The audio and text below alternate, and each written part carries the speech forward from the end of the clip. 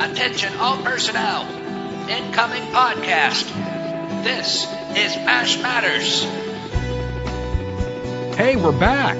Episode 5. Episode 5. Can you believe it? How long ago did we start this? What was it, 15 minutes ago? Yeah, at least 5 episodes ago. Well, hey, we got to episode 5, and we didn't know when we started this how many episodes we would do, and now we're up to episode 5. That's amazing. I mean, that's really fun. I mean, some Hollywood relationships barely get out of episode 1, let alone getting to episode 5, you know? That's true. And some of my Hollywood relationships are calling me right now. Wait a minute. There they are. Okay. All right. We're back. So, this is a high-class, expensive show, folks. Hey, we are going to run through a bunch of questions that have come in over the last several weeks from people who apparently are listening to this podcast, believe it or not. We've had a lot of people that have sent us emails, who have gone onto our Facebook page and sent us private messages or put questions right there on the page. And we even have a couple of voicemails that we're going to be playing, and those questions we'll be answering as well. So we have a lot to do here. In the words of Jerry Reed, we have a long way to go and a short time to get there. So, Jeff, are you ready to dive into these? I am ready, Ryan Patrick. Let's go. All right, Jeff Maxwell. This is an email that came in from Steve Bennett, and there's not really a question here, but it's a really cool story. He said, "Thanks for creating this podcast and giving fans an opportunity to contribute. My mom loved MASH from day one. We had a TV in the house, so as kids, we either watched what she wanted or didn't watch TV at all. MASH was always Well, he should have called... I'm sorry, he should have called Child Protective Services and worked that out. MASH was always interesting to me since I had aspirations to be a doctor when I was young. I would watch from time to time, but not until the party episode did I become an avid fan until 1979. I delivered the Southbridge News in my hometown neighborhood, and one of my customers was Dr. and Mrs. Monroe. I rarely saw Dr. Monroe, but Mrs. Monroe was a very nice lady." Oh, really? How nice was Mrs. Monroe? Steve? Let's get to the truth, Steve. Before the party episode aired on March 2nd, 1979, there was an article in the Southbridge News about Dr. Monroe. He had been a MASH surgeon in Korea and submitted his own story to the writers about his unit setting up a reunion of families. The writers loved the story and created this episode and even gave Dr. Monroe a shout-out. No check. Not a check. A shout-out, yes. No check, Dr. Monroe. Sit down, doctor.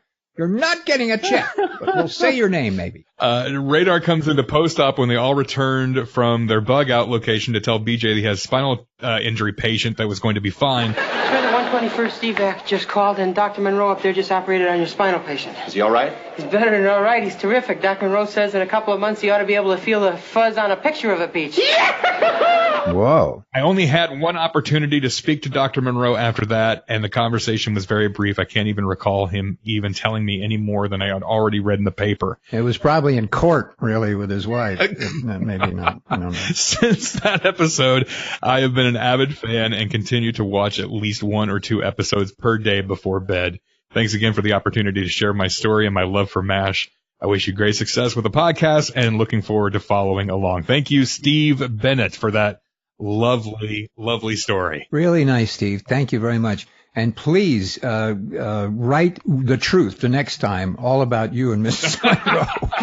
And if you have any pictures, send those as well. But it's so cool to have, imagine when you're a kid and you're delivering the paper and somebody on your route was mentioned in an episode of MASH. I mean, that's got to be really, really cool. And I'm just curious if anybody else out there has any kind of personal connection to somebody on the show or maybe somebody that inspired one of the storylines from the show. We'd love to hear that story as well from you. Really cool. Yeah, that would be a really cool thing to have a relationship like that with a real person that had a touch of the show. That'd be really cool. It's a great story, Steve. I had some fun with it, but it really is a cool story. Let's see. Who else do we have? Well, here's one. From Mr. Joe Swank. Well, I assume it's Mr. It could not be. It might not be a Mr. It could be Mrs. Joe Swank. It is Mr. Joe. I know Joe. Joe is a good guy. It is Mr. Joe Swank. Yes. Okay. Well, he says, "Hi, Ryan. Just listened to the first episode, and I'm already intrigued and interested. I have subscribed. I don't normally do that." Wow. Well, that's cool. "I'll throw a question in that I have always wondered about. Hawkeye had a penchant for Groucho lines and Groucho-esque delivery.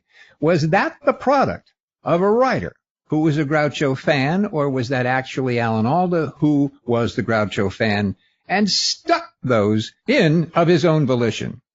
Looking forward to the next episode. Great job, both of you. Swank." Hey, Joe, thank you very much. Okay, do you know the answer to this? No, I have no clue. I can only assume that Alan Alda was a big Groucho fan, but I actually did a little bit of research. I jumped online and see if I could find any interview from Alan Alda where he talked maybe about being a fan of Groucho, but I couldn't find anything. So I don't have an answer for this question. Do you have an answer? No. As we discussed earlier, I have a guess. I don't have, I really can't say I absolutely know why this happened. Certainly this was many years ago, and I wasn't there when it was all happening at that point. But my guess is that Larry Gelbart was a huge fan of Groucho and the entire Groucho era, and I suspect that Alan Alda was as well. So my guess is when they got together and they were talking about the scripts, it was probably sort of a natural evolution of conversation and of comedic timing. Alan Alda is a master at comedic timing, and Larry Gelbart is the guru of comedic timing. So between the two of them and their appreciation of Groucho Marx and that whole rhythm and what they did, I suspect that that's why it crept into the delivery. I know it kind of subsided as years went on, but because it was a young show and they were kind of finding their way, it was probably a safe way to get into the dialogue and to move it along and to find the rhythm of the characters as well. So that would be my guess, but I don't know. So when we have Alan Alda on, whenever we do. Yeah, episode 84, I think, is when we're scheduling to have him on. Yeah, we'll ask him that. So, and see whether or not I'm even close, because I don't know, but it would be interesting to find out. But I think there's probably some truth to something I said in there somewhere in terms of why that happened. So, but it was a good question, because I thought that too. I wondered why too. So this next question comes from Tina Marie Krasner. She's sent us a couple of questions via Facebook, and this is a question I'm going to guess, Jeff, has to be at least in the top 3 questions that you get a lot from MASH fans. And that question is, all that food you served, was it really that horrible? Well, who said it was horrible, for gosh sakes? Gee whiz. Me? I served horrible food? The truth is, and I have been asked this question a lot, the reality is that all of the food that was on the show, the entire run of my 9 years with the show, always came from the 20th Century Fox commissary, which happened to be a really, really, really good restaurant. So all of the mashed potatoes and the bacon and the whatever it was came from the Fox commissary. Now, once it got to the set, the prop guys occasionally would take things and add water and some oatmeal and kind of mush things around a little bit so it looked a little squishy and it gave you something to go, ugh, that doesn't look very good. So there was some work done to the food to kind of make it look funky. But the reality is, once they said cut and the scene was, cut and we were going to do another setup or whatever, we would nibble on that food. So it wasn't bad. We liked the bacon a lot, and we used to throw bacon across the set just for fun at each other. But so the answer, no, the food wasn't really bad. It was supposed to look bad, and the truth of the Army food is the truth of the Army food. They did use powdered milk, and it wasn't so delicious. So that was the joke that had to be focused on. But the food that we actually served on the show was really good. Okay, well, there you have it. There you have it. Who asked that question? Oh, Tina Marie. Tina Marie asked that one. Our next question comes from Ann McLeod, and actually this question was also asked by another person, John Hunt, also asked this question. But Ann, she sent us an email and said, "Dear Jeff and Ryan, I'm so glad this podcast was recommended to me. I'm loving it and learning a lot. I, too, grew up watching MASH with my mom, but for a long time now, it's been my pastime. The world gets unpredictable and frightening, but I can tune it out for 23 minutes at a time by welcoming dear characters into my living room. Uh-huh. I may know all the lines by heart, but that doesn't mean I don't want to hear them again and again and again." That's really sweet. That's nice. So here's the question she has, and again, John Hunt also asked this question. In the season 6 opener, Fade Out, Fade In, you have a scene with David Ogden Stiers, but Johnny Hamer is dubbing your voice. Every time I see the episode, I wonder why that is. Did you have laryngitis? Thanks for all you do, Ann McLeod. And by the way, Ann used to live in Milwaukee, Wisconsin, now lives in London, England. So our first international listener that we know of. Wow. Thank you, Ann, for contacting us. And also thanks to John Hunt for sending in that same question. So what do you have to say about this question? Well, I don't know. Let me think about it. I'm not sure what actually happened to my voice at that point. I don't know. Well, here's the truth. It's an interesting answer, but I'm not prepared to answer it quite yet. Okay. I would like to answer it, and I can't tell you exactly the number of the podcast I'll answer it in, because I kind of have to think about it. I'm not trying to be cagey or mysterious. It was an important moment for me, and why that happened was a significant moment in my life, and it has certain relevance to various people who were on the set. And so I'd really like to answer the question because, there are two people who have asked it, and I want to be honest about it, and I will.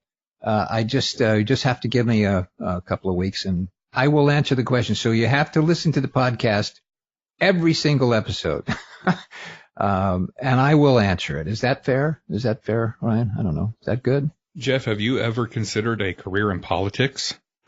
Because you're really good at answering questions without answers. That was amazing. Yeah, thank you. I am really impressed by that. I appreciate that very much.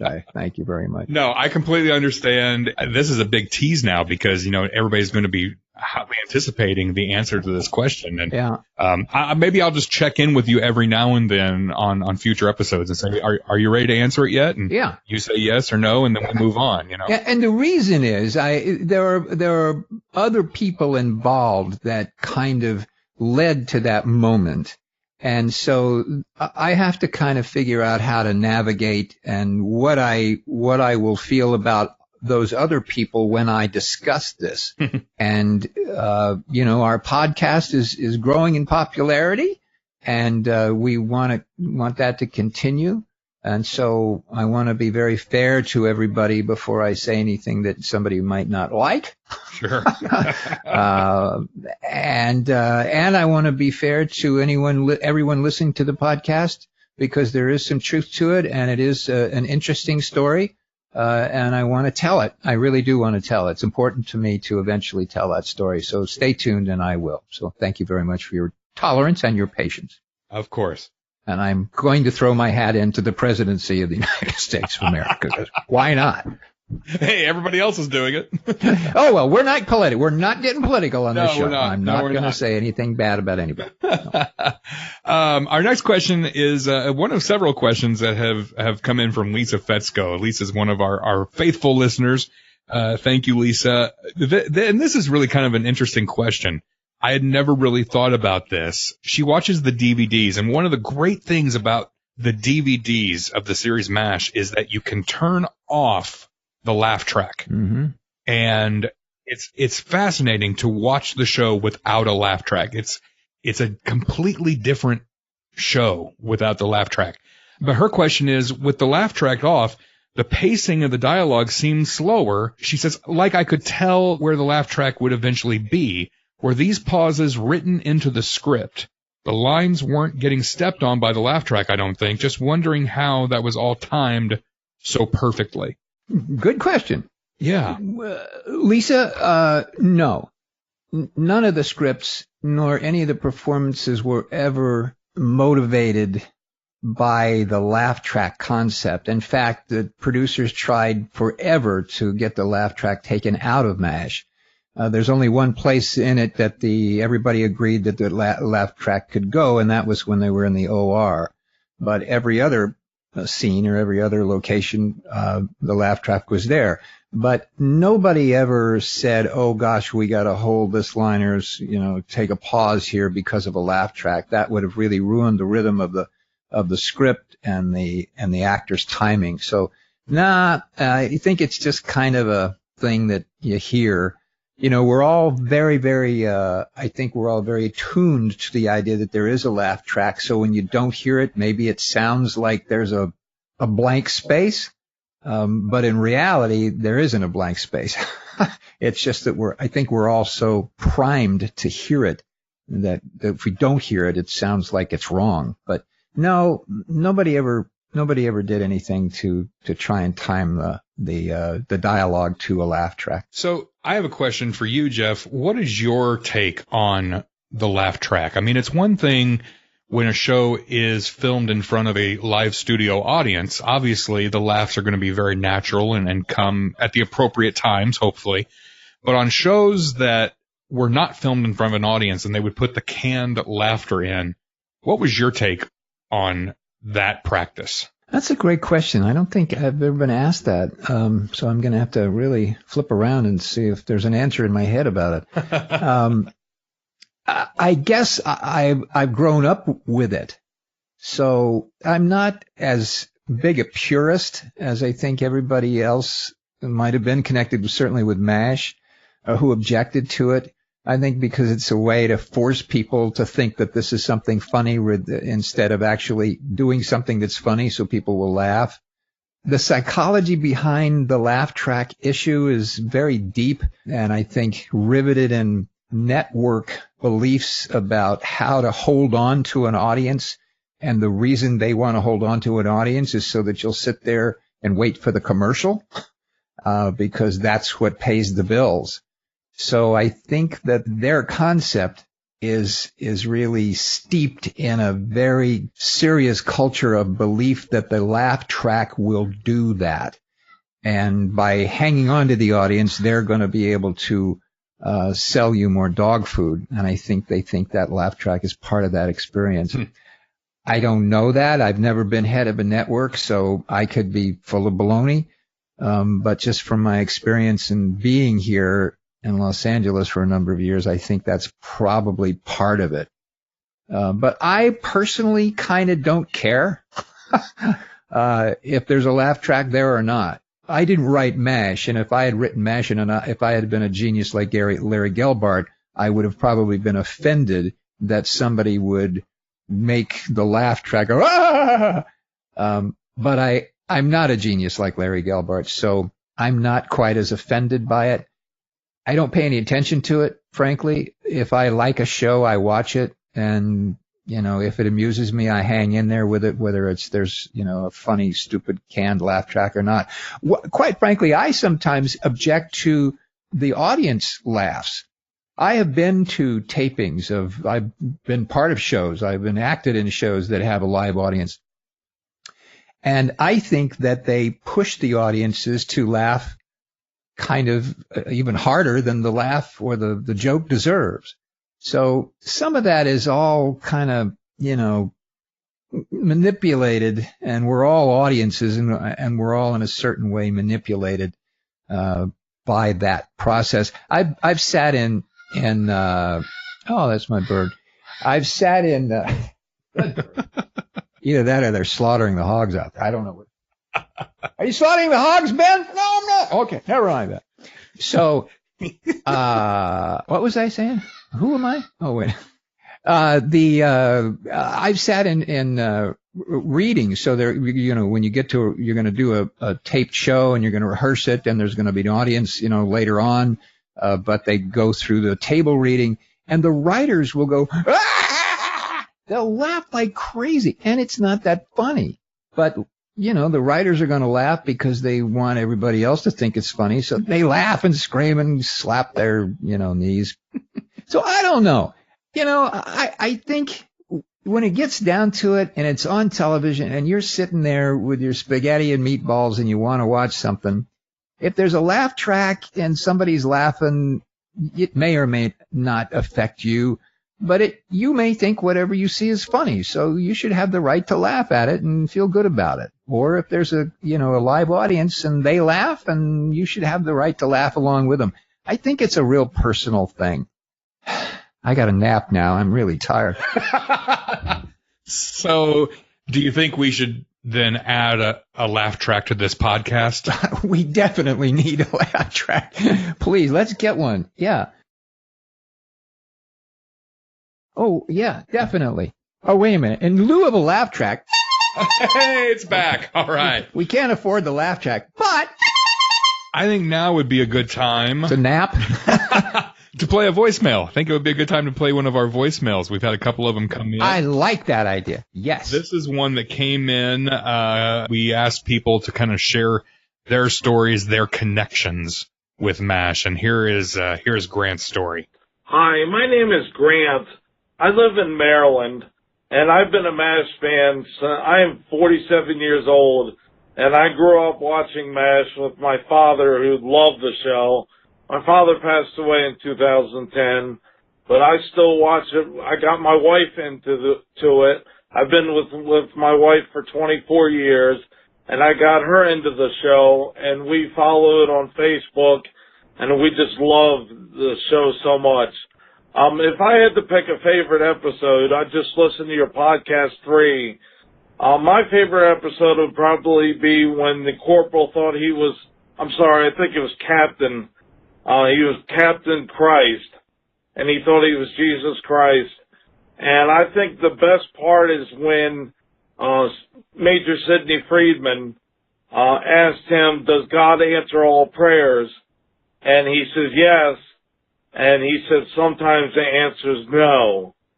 And that really hit me too, because I am a Catholic, and it really kind of was like, you know what? That's probably why some of my prayers are not answered.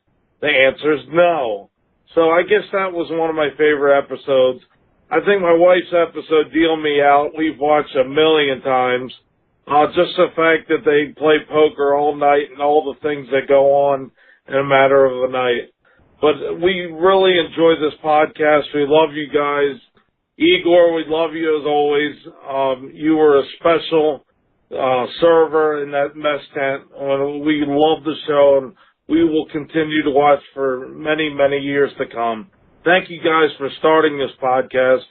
And on behalf of everybody that watches MASH, we love you guys, and we will continue to watch. Thank you.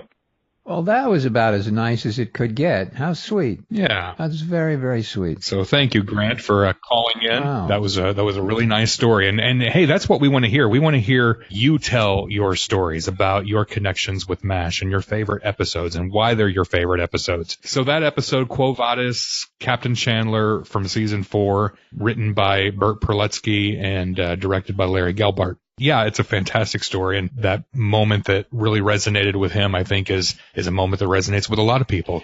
Tell me, is it true that God answers all prayers? Yes. Sometimes the answer is no. And we have another voicemail we'll get to here in just a minute, but so many questions coming in, and if somebody is saying, hey, how can I get my question in? Well, there are several different ways. You can email us through our website, which is mashmatterspodcast.com. You can hit us up at Twitter at mashmatters. Facebook has really been popular with people sending in messages and posting questions. Or you can leave the voicemail 513-436-4077. Cool. So tell you what, Jeff, we're kind of running out of time here, but there's one more question here that we can talk about, I think, which is a message that came in from Chris Armstrong. You want to read that one? Chris Armstrong. Let me see if I can find Chris Armstrong. And that's my dog in the background. Oh, that's your doggy in the back. Doggy woggy, doggy woggy. What kind of doggy is it? He's a mutt, and his name is Walter, as in Walter Eugene O'Reilly. His full name is Walter Eugene Patrick. Ah, I found Chris Armstrong. Good morning, Mr. Maxwell. Ah, that's very nice of you to call me Mr., but please call me Mr. I am a fan of MASH and probably have seen most, if not all of the episodes several hundred times. You know, Chris, you ought to get a job or something. I joked with my wife and asked her if she'd ever seen this episode presently watching, although I think that joke is getting old. Okay. I got hold of the cookbook you wrote, Secrets of the MASH Mess, and thought it was very ingenious. Thank you. I thought it was pretty good, too. The cook from MASH writing a cookbook must have been a huge undertaking. Thank you. There are a couple of recipes I could not find in there. For instance, Igor's has-beens, where you tell Hawkeye these beans are so old they are has-beens, and Hawkeye's French toast when he was a cook for the day. Anyway, love the book. Looking forward to trying some of the recipes. Best regards, Chris. Chris Armstrong, thank you very much for saying all that stuff.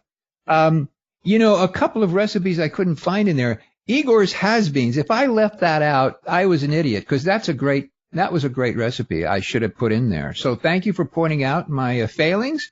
Do it any time. But I will try and write a sequel, and the first recipe in that book is going to be Igor's has-beens, and the second one is going to be Hawkeye's French toast. And that's because of you, Chris Armstrong. We haven't really talked about the book that much. The cookbook that you wrote, Secrets of the MASH Mess. Now, it's no longer in print. Is that correct? That's correct. But, I mean, it still is available out there. You can find it on eBay, and you can find, I think there's even some resellers on Amazon. So you can find the book. It is out there, and I'm very sorry about my dog in the background. Oh, no. It must be an intruder trying to break into my home right now. That's all I can guess. Or a leaf just blew across the yard. It's one of those two. I think Walter heard my bird and wants to eat my bird. That's what's happening. They may be talking to each other. So the cookbook is still out there, but we haven't really talked too much about it. But I think we can talk more about that in a future episode. It's just why you wanted to do the book and kind of the story behind the book. One of my favorite stories that you've told me was a great story about how Larry Gelbart helped you get the book published. And I would love to hear you tell that story someday. But another thing we can do maybe sometime is put some of the recipes from the book maybe on the website so people can try them out. Sure. The book, there's over about 250 recipes in the book. It really is a viable cookbook. It's not just a joke. There are great recipes. I spent a lot of time, my wife and I actually spent a lot of time creating those recipes and going to different people, real top chefs, to create them, but they just have funny names. But they're really, really delicious, and I make them. We still make them and eat them. So I recommend it. If you can find one, I recommend, getting it and trying some of the recipes. They're really fun and they're really good. So if you're a MASH fan and you like to eat creamed weenies, you can find the recipe for creamed weenies in there, and it's pretty good. Hold on a second. Let me see if I can... Walter. Walter. Knucklehead. All right. I love my dog. I don't think you cut this out. I think you leave you in there. Walter. Anyway. You knucklehead. So, okay, we have one more voicemail to play here. Here's the one from Corey. Hi, my name is Corey. I live in Issaquah, Washington, and my question for Private Igor, Jeff, do you have any plans in the future to do anything along the lines of, I don't know, MASH history, MASH this, that, or the other thing, anything that brings it forward? Are there any plans? Do you have any plans to do something like that, or the other people that are involved?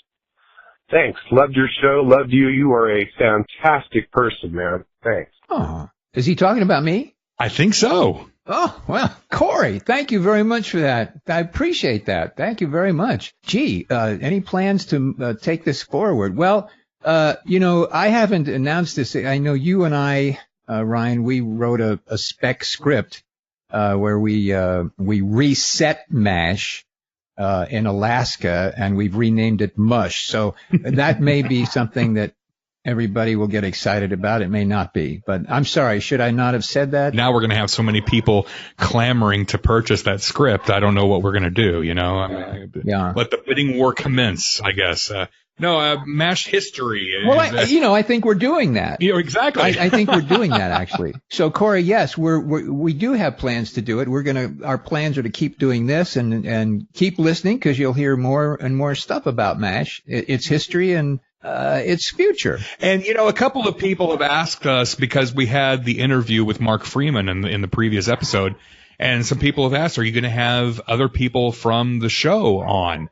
And the answer is, we hope so. That's kind of the plan, is, maybe down the road, having more people from either behind the scenes or in front of the camera come on the podcast and be our guests and talk more about the history of MASH. That's what this podcast is all about, is over time, episode after episode, to be an oral history of the show. Not only for the people who love the show, but also to reintroduce or to introduce the show to people who have never watched it before. And, let's say down the road that we have an opportunity to talk to one or more of the writers. So if we have a writer or several writers as guests on the show, I'm very curious as to what our listeners would like to ask them. What do you want to ask the writer of the show? I mean, we want to ask Igor if the food was really good.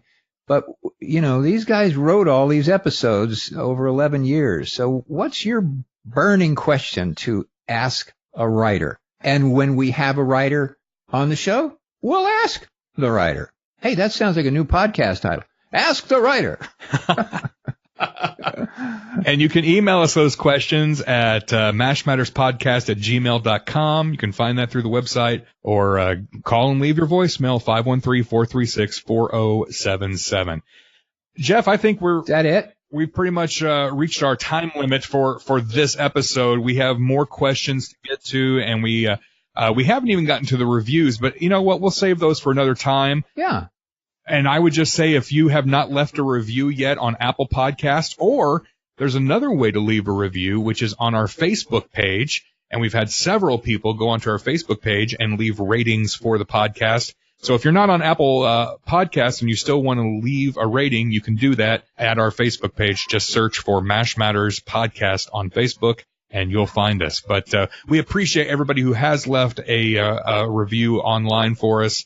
And we will read some of those in upcoming episodes. Hey, Ryan, we've had fun. I've had fun, and I've enjoyed Walter very much. So please pet Walter for me. And I look forward to our episode number 6. Yes, me too. And hey, in the last episode, I said, hey, we need a name for MASH fans. And my friend Joe Swank, who sent us the question about Alan Alda and the Groucho reference, he came up with a pretty good name, and I'm just going to throw it out there and see if the people like it. How would you feel about Mashketeers? Mashketeers. Just let that one simmer, and we'll still take submissions. What should MASH fans be called? But there's the first entry, Mashketeers. Okay, I want to make it clear for the Disney Corporation, when they sue us, please call Ryan Patrick. We'll post his telephone number and his address. That's true. Yeah, we may not be back for episode 6 at this point. We'll find out. Stay tuned and see. But yes, that's our first entry. So until next time, Mashketeers. Miska, Muska, Mashketeer. Yeah, I like it. I don't like it. Please give me a big glass of beer. I like it. All right. All right. We'll see you next time. Okay. Bye-bye.